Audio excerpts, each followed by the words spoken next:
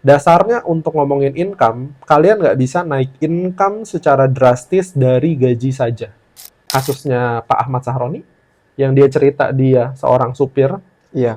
Yang Betul. betul, oke. Yang seorang supir dari seorang supir menjadi Ahmad Sahroni kayak sekarang. Karena dia nggak milih kerjaan. Bisa dong seorang Ahmad Sahroni di posisi sekarang, FYI-nya buat yang belum tahu, dia menggantikan bosnya ketika bosnya sedang istirahat. Atau mabok gitu. Saya nggak tahu kondisinya karena bukan saya. Iya. Sedang istirahat, intinya kerjaan bosnya itu di hands Dia on. yang handle ya. Betul. Entah itu teleponnya, entah itu schedule-nya, tanpa ngomongin ini bukan kerjaan gue. Yang Gojek, jadi konten kreator. Banyakan duit konten kreator. Bukan masalah banyak duit bukan konten gitu. kreator. Gimana? Tapi dasarnya adalah dia seorang Gojek. Tapi dia menyempatkan diri untuk jadi konten kreator. Dia kan nggak bilang, gue mah nggak Gojek, ngapain gue nggak konten kreator? Iya. Ntar Gojeknya untung dari gue. Enggak tuh. Welcome to Pikiran Si Boy. Hari ini kita akan ngebahas hal yang menurut kita penting untuk kita bahas lewat Pikiran Si Boy. Hari ini bareng sama Michael George. Hari ini mau bahas apa, Kal? Hari ini bahas gaji lagi nih kok. Bahas gaji lagi. Kenapa gaji? Jadi pertanyaannya deh kok ya. Hal apa sih yang mendorong kita bergerak dari gaji UMR bisa capai 10 jutaan lah gitu. 10 juta aja nih, nggak usah jauh-jauh. 10 juta. Bergerak secara motivasinya apa gimana? Apapun kok. Hal apa yang ngedorong kita gitu. Yang kita harus tahu dulu ketika kalian kerja, kalian itu tidak bisa naikin income kalian dengan mudah. Jadi kalau kalian udah masuk kerja, terus kalian gaji anggaplah 4 juta atau 4,5 deh UMR. Ya, UMR Tangerang dah ya. Ya, kalian berharap dapat 6 juta itu kalian butuh waktu cukup lama. Kalau misalnya perusahaannya entah itu konvensional atau perusahaan kalian perusahaan yang jauh lebih besar. Atau ya bisa dibilang perusahaan yang semakin jauh lebih besar, otomatis kenaikan gajinya akan semakin butuh waktu. Karena kan semuanya struktural. Bisa jadi atasan kamu aja yang sudah kerja 6 tahun atau 5 tahun di sana baru jadi atasan kamu. Nah, di posisi itu obrolan naikin gaji itu mungkin nggak ke arah naikin gaji. Bukan ke naikin gaji berarti. Bukan, karena gaji itu estimasi kan 5-8% regulernya. Tapi kalau misalnya kamu berarti pindah 2 kali lipat susah ya kok ya? Susah banget. 100% tuh kurang lebih kayak kalau secara normatif mungkin di angka 5-6 tahun. Baru double tuh. Baru double kemungkinan. Karena kan anggaplah kamu gaji UMR. Kamu 3 tahun di sana, kamu jadi asisten supervisor. Gaji masuk ke 5,5-6. Dari asisten supervisor ke supervisor di 7-7,5. Supervisor ke atasnya lagi mungkin di angka 9-10. Dan itu masing-masing kalau kita jabat di 2 tahun, 3 tahun, itu kurang lebih butuh 6 tahun ke atas atau 5 tahun ke atas lah kurang lebih. Tapi dasarnya adalah kalau kalian mau naikin gaji mungkin bukan jalur pekerjaan yang bisa dikerjain. Kerjanya nggak salah, sepakat dulu ya. Kerjanya sudah tidak salah karena kalian meniti karir di sana. Tapi jangan lupa ada yang namanya side hustle. Side hustle. Atau kerja sambilan setelah kalian kerja beneran. Ya sampingan lah Sampingan. Jadi beberapa orang sih yang bisa punya side hustle. Contoh guru tuh pulangnya sore loh. Guru SD, misalnya pulang jam 3 tuh udah 3:30 udah sampai rumah. Atau pekerja kantoran yang berangkatnya jam 6, pulang itu kurang lebih bisa jam 6 sore udah sampai rumah. Terus pertanyaannya, hal kayak apa sih yang bisa bikin kalian tambah income-nya kalian? Banyak. Betul. Salah satunya paling basic tuh jadi guru ngaji bisa. Jualan jasa. Jadi guru ngaji, jadi orang editing, atau bisa ngedit foto atau video. Jadi ada orang misalnya wedding, orang yang dokumentasin, kalian yang ngeditin. Misalnya kalian punya kemampuan itu, it's okay gitu loh. Kan ada aja, orang punya kemampuan kan kita nggak tahu. Atau ada juga kalau misalnya kalian kreatif atau kalian punya source, kalian jualan tanda kutip makanan ringan, kacang-kacangan, dari bal-balan, dipretelin, dikecil-kecilin. Jualan per 2.000 atau 1.500, ketika kalian jalan dari rumah ke kantor, kalian lewatin 5-6 warung, kalian taruhin. Pak, tumpang taruh ya. Ini 5, atau ini 10, pulang bisa kalian kolekin lagi. Jadi, dasarnya untuk ngomongin income, kalian nggak bisa naik income secara drastis dari gaji saja. Nggak bisa. Nggak bisa. Kecuali kalian superior ya.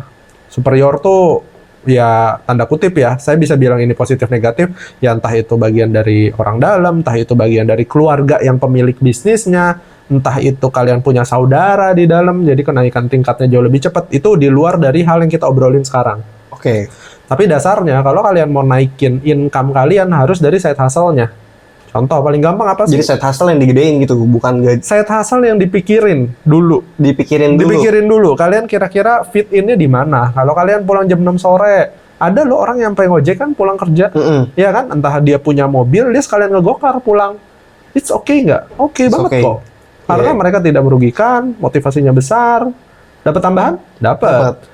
Misal sehari dia gaji 4,5, berarti kan 20 hari kerja kurang lebih 20-22 hari kerja kurang lebih 200.000. Ternyata ngegokar tuh sehari 50.000 dapat pas pulangnya doang. Lumayan loh. Lumayan 250.000 sehari. 250.000, berarti dia sudah naikin income-nya 25%. Tapi itu masih omset ya, 50.000. Potong bensin apa segala macam mungkin sisa 20.000. Even pun sisa 20.000 itu masih kurang lebih 10%-an. Sejutaan mungkin ya. 20.000 mungkin nambahnya 500.000-an per bulan.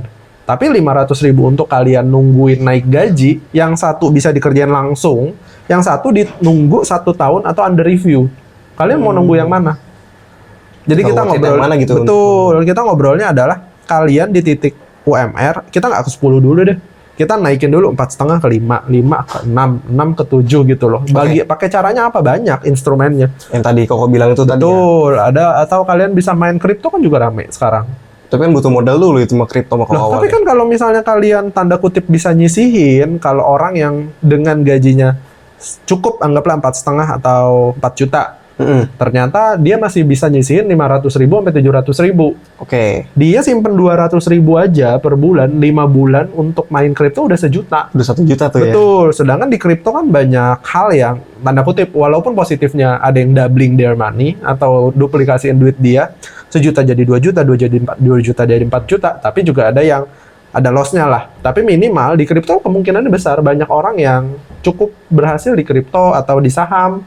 Ya tergantung kalian passion-nya belajar yang mana. Itu yang diobrolin. Oke. Berarti balik lagi nih kok. Hal apa yang gerakin seseorang nih? Gerakinnya ya, kalau misalnya dari ngegerakinnya 10 jutanya gitu loh. Gini, ngobrolnya kan orang tuh pasti ada 2 yang selalu dibahas, antara fear atau motivation.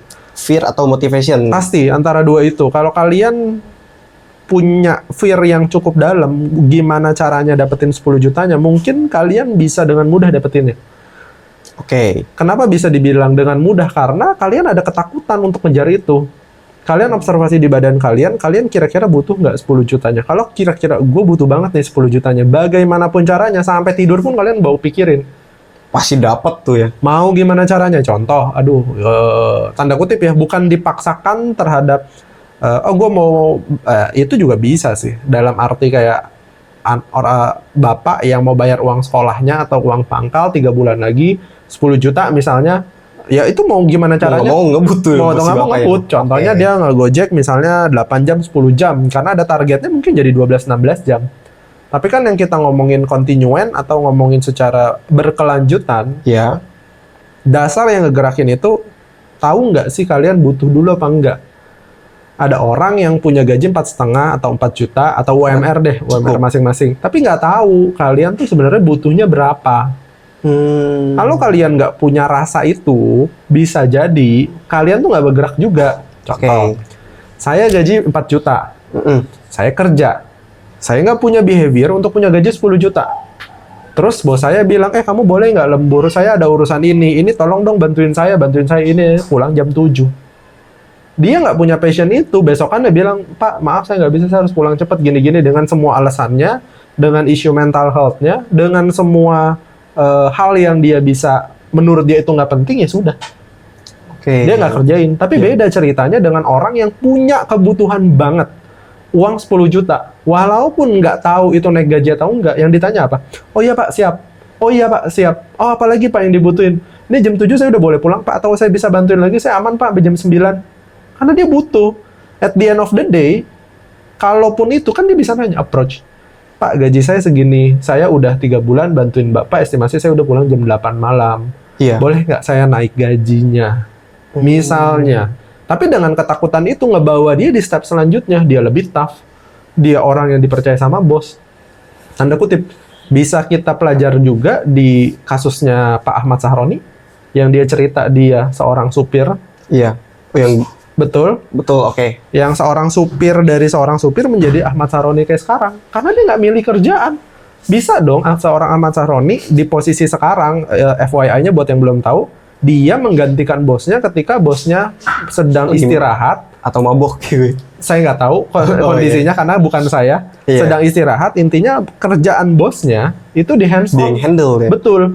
Entah itu teleponnya, entah itu schedule-nya, tanpa ngomongin ini bukan kerjaan gue. Jadilah yang sekarang. Oke. Berangkat dari situ, di mana mental health-nya Pak Ahmad Sahroni? Di mana rasanya dia sebagai supir? Apakah dia owning sebagai supir atau mengamini dia sebagai supir? Bisa jadi kerjanya sebagai PA. Tapi dia nggak pernah komplain atau nggak ngomong bahwa oh ya udah gue segini aja kan gue cuma supir gini ngapain gue bantuin bos gue bla bla bla. Oke. Nggak gitu juga. Berarti balik lagi itu, kita harus punya alasan yang kuat dulu. Betul. Kenapa kita mau naik level? Betul. Dari UMR Kalau ke 10 memang juta. nggak punya, ya itu kalian bisa stuck. Bisa jadi isu yang di luar sana ngebuat kalian bilang atau sepakat bahwa gue cukup di sini. Ngapain sih ngejar apa? Karena menurut gue di luar sana nggak relate buat gue. Gue udah di sini aja, it's okay. Oke kok, kalau Sahroni kan 1 dari jutaan itu kan ya? Nggak juga. Nggak juga. Banyak orang sejenis Pak Ahmad Sahroni, tapi tidak speak up aja kebetulan. Dari situ Kita pikiran yang belum tahu berarti. Betul. Dari situ makanya berangkat dari pikiran si Boy yang saya buat sekarang bahwa yang kalian lihat di internet tuh nggak relevan. Karena banyak kok orang yang tetap survive, tetap struggling, tetap berjuang, tetap capek, tetap hujan-hujanan. Ada hasilnya. Ada hasilnya. Itu deh, yang lagi rame kan udah rame 2 tahun, 3 tahun. Yang Gojek, jadi konten kreator. Oh, banyakan duit konten kreator. Bukan masalah banyak duit konten kreator. Tapi dasarnya adalah dia seorang Gojek. Tapi dia menyempatkan diri untuk jadi konten kreator. Dia kan nggak bilang, gue mah nggak Gojek, ngapain gue nge-konten kreator? Ntar Gojeknya untung dari gue. Enggak tuh. Jalan terus, dapat sponsor, dapat endorse, dapat apa. Tapi ketika dijalanin, ada nggak motivasi besarnya? Ada Pasti ada. Entah itu, kayaknya Gojek nih nggak bisa nih. Gue harus bikin impact sesuatu. Entah istrinya minta uang susu. Bisa jadi.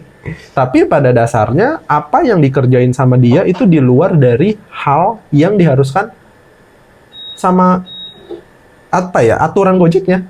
Nggak ada urusan. Kalian nggak Gojek, terus kalian nge-vlog 2 kali loh double ya? Iya, double lah. Double. Yang satu nganterin, belum lagi capek, belum lagi hujan-hujanan, belum lagi ada masalah segala macam. Luar biasa. Itu contoh Gojek ya, Koy? Contoh orang Gojek yang waktu itu. Jadi kan rata-rata di Indonesia nih, kok. Itu bahkan 4 juta susah kok ya. Kita ngomongin di luar Jawa nih.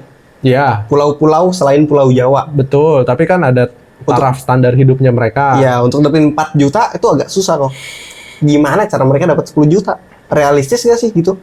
Realistis sih nggak ada masalah ya. Kayak contohnya teman-teman dari Jepara, mereka udah pada mulai ngonten loh.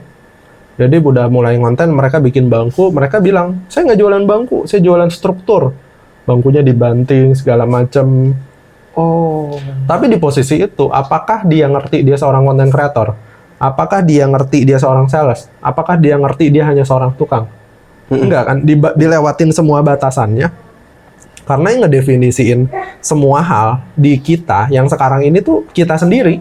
Jadi kita belajar untuk ngedefinisin, oh apa itu pekerjaan saya, luang lingkupnya, batasan saya, padahal nggak ada batasnya. Padahal nggak ada batasnya. Padahal nggak ada batasnya. Orang-orang di luar sana sudah mulai di luar batasannya mereka dalam tanda atau dalam arti yang positif. Orang-orang Jepara sana banyak loh, 250.000 bisa COD gini-gini, jualan segala macam ketika nyerut atau woodcraft DIY yang bikin apa dia ituin sendiri. Tapi kan dia jadi content creator dari daerah untuk bisa achieve segitu banyak juga. Belum lagi member-membernya bisa ekspor, yang bisa nyari tanda kutip resource dari daerahnya untuk diekspor. Itu kan real, walaupun memang yang berhasil pasti jauh lebih sedikit. Yang komplain akan jauh lebih banyak, sudah kayak gitu. Tapi apakah yang berhasil dia speak up? Belum tentu. Karena dia sibuk. Karena ada hal yang lain yang dia dikerjain. Yang speak up bisa jadi nggak sibuk. Wah itu mah beruntung, wah itu mah gini, itu mah gitu. Ya karena dia nggak sibuk orientasinya ke kerjaannya. Oh.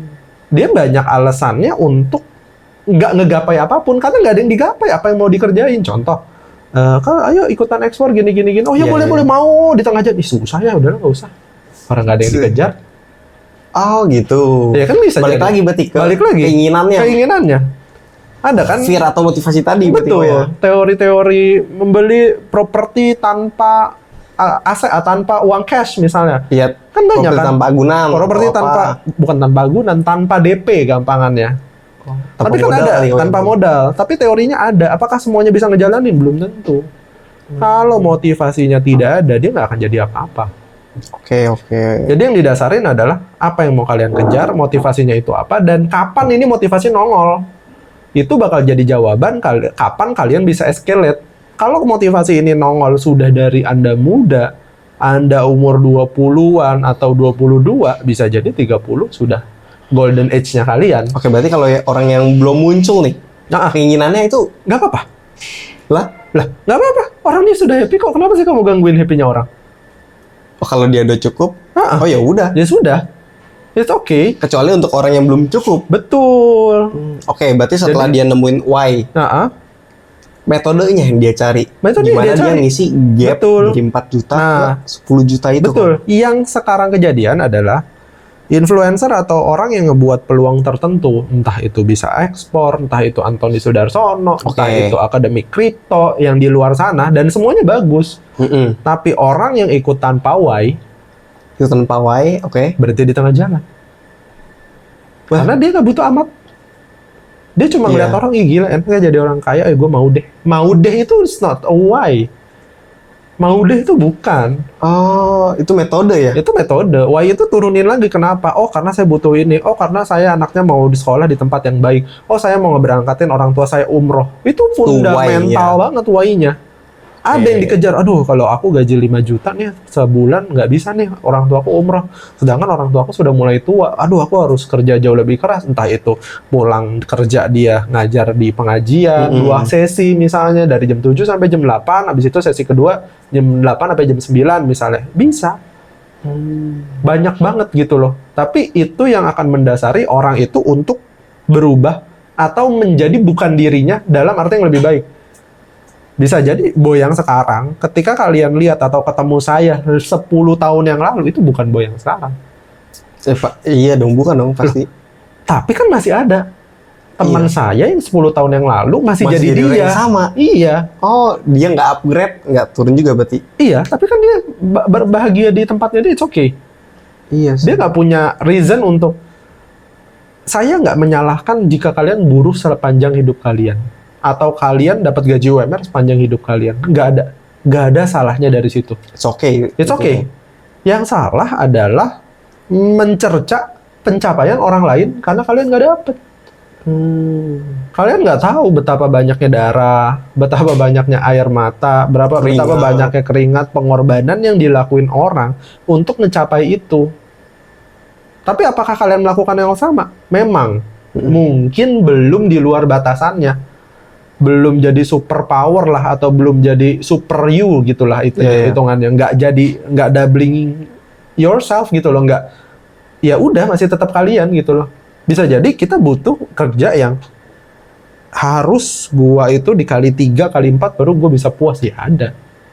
Jadi balik lagi nih ke motivasi atau fear. Setelah dia udah itu dapat metode, baru dah kejar-kejaran di sana gitu kok ya. Betul. Kalau metodenya nggak works, Dia bisa cari metodenya. ganti metodenya bukan ganti atau- why-nya. Betul. Kalau metode nggak works, biasanya dia udah ngeliat dulu nih analisa. Gue bisa ngotot lanjutin Oke. karena masih passion, kan suffer yang diterima. Balik lagi ke suffer nih. Iya, bukan balik ke suffer, tapi arahnya adalah ketika metodenya nggak works. Contoh, dulu saya pernah jualan baju nyablon. Ya. Bukan metodenya nggak works, tapi ketika saya ngotot, saya beranalisa, bisa nggak ya saya di titik yang saya mau dengan metode ini. Kalau dipercaya masih bisa, keep going. Kalau dipercaya tidak bisa, ya sudah, ganti metode. Ibaratnya tujuan bisa sampai gak nih? Betul, pakai kendaraannya. Kita. Betul. Ya, ganti kendaraannya. Tapi ada nggak orang the whole kehidupannya kerja, berpenghidupan layak, kehidupannya baik-baik saja, banyak banget. Banyak banget. Karena jangan-jangan orang itu belum tentu 4,5 butuh jadi 10 dalam waktu 2 tahun. Bisa jadi dia sabar. Oke. Kenapa sabar? Karena orang tuanya mungkin masih ada, pengeluarannya tidak besar, terus gampangannya masih ada aset-aset yang apa ya, bisa jadi equity dia lah, jadi dia tidak terlalu tergesa-gesa. Iya. Boleh dong, boleh. Tapi kalau ini kok di luar Jawa lagi nih ngomongin ya. 10 juta di luar Jawa banyak teman-teman kok, tapi Banget. soalnya kalau aku sih riset di internet tadi sedikit, gaji-gaji rata-rata di luar Jawa tuh paling 3 juta, 2 juta. Iya, intinya gini, bukan orientasi ke gajinya. Kalau kalian mau ngomong 10 jutanya, hukum Pareto tuh pasti ada. Di mana hanya yang berhasil 20%-nya. Tapi Iya. yang jadi masalah, kalian mau yang mana? Mau jadi yang 20 atau yang 80? Betul. Kalau kalian mau jadi 20, ya kurang lebih kalian harus berkali-kali lipat dari apa yang kalian kerjain sekarang. Tapi kalau kalian itu pun sepakat dengan saya. Sepakat dengan koko. Iya, ya kalian harus kerja jauh lebih keras. Kerasnya tanda kutip. Bisa jadi apa ya namanya? Kayak tadi contoh kerja harusnya 7 jam. Bisa jadi 14 konten, jam, 15 jam. Bisa jadi. Oke, udah jauh ya berarti semuanya ya. Jadi nggak melulu si waktu, parameter, instrumennya tuh sama semua. Kayak ini kan kamu nggak ngomong waktunya kapan. Iya. Ya bisa jadi orang oke untuk nungguin 6 tahun jadi 10 juta. Tapi ada juga orang yang nggak oke. Ada juga orang nggak oke, tapi mungkin orang yang nggak oke itu jauh lebih sedikit menurut aku. Oh. Kalau nggak semua. Mungkin mereka kan kebanyakan ikut arus tuh kok. Nggak juga. Karena memang mereka damai aja, it's okay. Mereka sudah di titiknya mereka untuk berdamai dengan penghasilannya. Oh, Semua orang yang kalian tanya yang punya penghasilan nggak masuk akal adalah mereka masih tidak berdamai dengan penghasilannya sekarang. Atau mereka masih mau cari more gitu loh. Achieve more. Entah itu untuk berkat buat orang banyak bisa buka lapangan kerja atau apa, kan bebas motivasinya. Tapi kalau mereka sudah enough, ya udah dia di situ. Biasanya pengusaha jarang ketemu enough. Jarang enough-nya. Mungkin bersyukurnya ada, tapi ketika bersyukur gain more biasanya. Oh, oke. Salah satu cerita itu ya, pernah dengar kayak kau pernah cerita dulu ya. Apa tuh? Itu setelah dia mencapai kata cukup, malah dapat lagi ya. Betul, karena banyak hal yang nggak mungkin kan. Di dunia ini tuh mungkin kalian yang nonton juga bagian dari ketidakmungkinan sebenarnya. Tapi mereka nggak speak up aja. It's okay, nggak ada masalah. Jadi ada hiu-hiu nih, hoax besar yang nonton.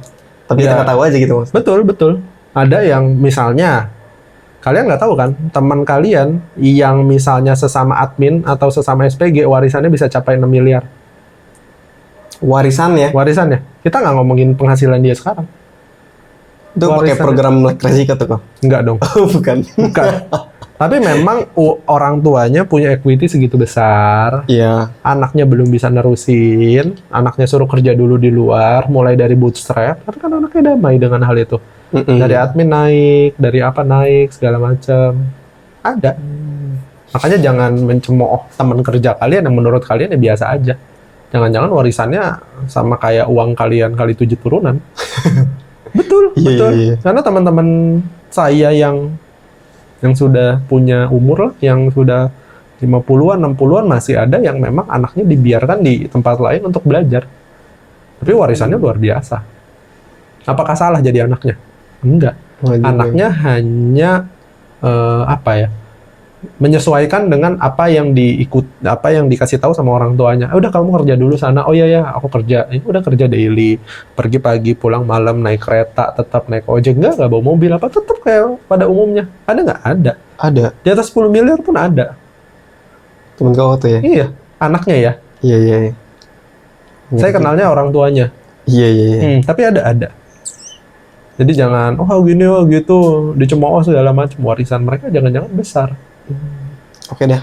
Oke, ngerti kok. Kebayang ya? Iya, jadi bukan terhadap orientasi uangnya, tapi tetap balik ke motivasi. Tetap ya ujung-ujung video tuh kayak gini-gini juga ya. Pada dasarnya tuh orang yang punya gaji besar atau punya penghasilan besar itu nggak didapetin dengan cukup mudah lah. Banyak hal yang harus dikerjain. Jadi kalau kalian masih merasa hidup ini mudah, ya udah. Kayaknya merasa cukup, ya udah. It's okay. Nggak salah. Tapi kalau kalian nonton ini struggling, beneran pengen ngeberangkatin kalian, orang tua kalian umroh, atau ada hal yang harus kalian bayar ke orang tua kalian tapi orang tua kalian sudah tua sekali, ya segeralah bergerak. Oh, next level lah ya. Gitu Betul, ya. apapun itu jadinya, apapun itu kejar. Nggak ada alasan enggak. Kalau misalnya kata Tom Liwafa kan, para pejuang tuh nggak ada yang tidur ya, atau apa gitu. Waduh, Atau iya. Kagak tahu orang deh. yang tidur hanya untuk orang yang lemah lah gampangannya. Katanya gitu, bukan terhadap tidur dalam konteks istirahat Iya, ya. iya. Atau orang istirahat lah intinya. Oke, satu kata penutup deh kok. Itu udah panjang, Pak. Itu udah Itu udah panjang. Ya udah langsung ditutup aja kalau gitu kok. Ya udah, mungkin itu sih episode hari ini. Jadi bukan terhadap value-nya lagi, balik lagi. Thank you banyak yang udah nonton. Semoga kedepannya kita bisa punya topik yang Lebih bagus-bagus menarik, atau lebih menarik. Kalaupun ada yang mau ditanyain atau nanti bisa kita bahas mungkin dari kolom-kolom komen Instagram Iya. Pikiran Si Boy, entah itu passion atau apa di episode selanjutnya. See you at the next video. Semoga video ini bermanfaat untuk kalian. Bye bye.